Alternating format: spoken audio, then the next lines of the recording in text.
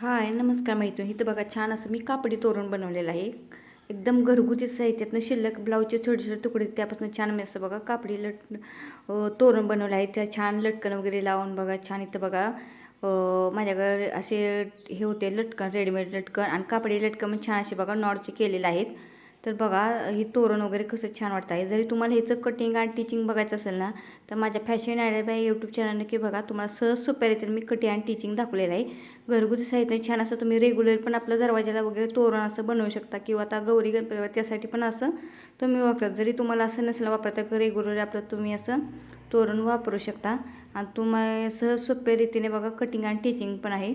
आणि बघा छान असं तुम्ही फिनिशिंगवर बघा किती छान आलेलं आहे. तर बघा लेस वगैरे लावून छान असं बघा मी छोट्या छोट्या डिझाईनचं तुकड्यातून बघा छान असं रंगीबेरंगी मी तोरण बनवलं आहे. तर व्हिडिओ कसा वाटला नक्की सांगा. चला बाय बाय, पुढल्या व्हिडिओमध्ये भेटू.